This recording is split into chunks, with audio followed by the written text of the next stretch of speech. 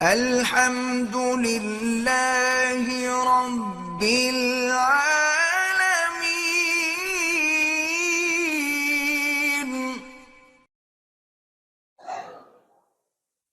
کہتے جی آپ سے پہلے آپ کے والد درس دیتے تھے، ان کے بعد آپ دے رہے ہیں، تو اب آپ کے بعد کوئی آپ کی اولاد میں اللہ پاک چاہیں تو قادر ہے کوئی پیدا ہو جائے گا انشاءاللہ۔ کہتے جی کہ نماز میں اور ذکر میں لذت آئے، ہمیں لذت کے لیے نہیں حکم دیا گیا، ہمیں حکم دیا گیا ہے تعمیل حکم ہم نے کرنی ہے، اس کے بعد وہ لذت خود بخود پیدا ہو جاتی ہے۔ بہرحال اگر تم اس مقام کو حاصل کرنا چاہتے ہو، کسی اللہ والے کی صحبت اختیار کرو اور تنہائی میں بیٹھ کے غور و فکر کے ساتھ اللہ کا ذکر کرو۔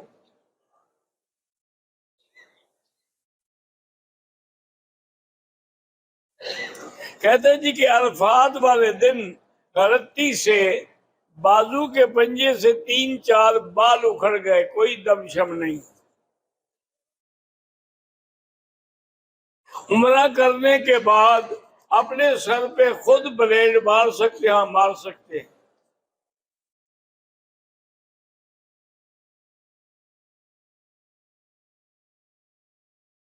اعجاز بھائی نے عمرہ کیا، 1 نمبر مشین لگائی، 2 دن کے بعد پھر عمرہ کیا تو 5 نمبر مشین، مجھے کیا پتا 5 نمبر کیا ہے اور 1 نمبر کیا ہے۔ اگر بال تھے تو ٹھیک ہے، تو اگر وہ پہلے 1 نمبر میں ہی ختم ہو گئے تو پھر کس چیز کی مشین لگاتے رہے؟ کیا مطلب ہے کہ وہ بال نہیں تھے اور ہم سے مشین پھیرتے رہے تو دم پڑ گئی۔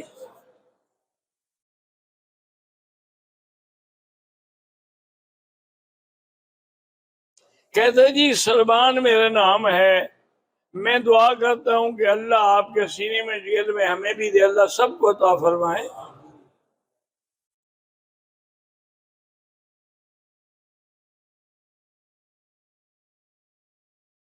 میری 5 لڑکیاں ہیں اور 1 بیٹا ہے، انصاف میں کچھ اونچ نیچ ہو جائے تو پھر ان سے معاف کرا لیا کریں ورنہ پکڑے جاؤ گے، عدل کریں۔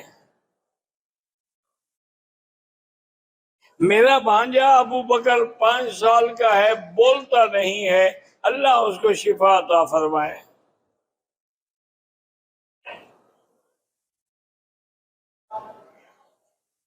میرا بھائی ہے، اس کو پڑھنے کا شوق نہیں ہے، موبائل کا بڑا شوق ہے، اس کے لیے یہ ہے کہ 2 رکعت نماز پڑھ کے اس کے بعد 1 تسبیح سورۃ اخلاص پڑھ کے اللہ سے دعا مانگو کہ اللہ اس کو ہدایت کے راستے پہ چلا، انشاءاللہ ٹھیک ہو جائے گا۔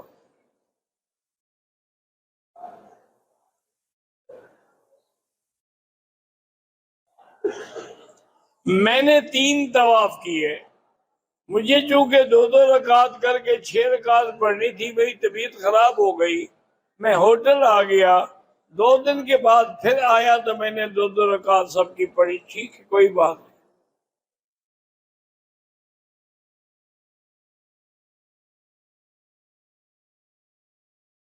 کہتے ہیں جی کہ میں وضو کرنے کے لیے وضو خانوں میں گیا تو ان میں جھاگ کی طرح کوئی صابن تھا جس سے میں نے ہاتھ دھو لیے، اگر خوشبو نہیں تھی تو کوئی بات نہیں، اگر خوشبو تھی تو پھر 2-4 ریال خیرات کرو۔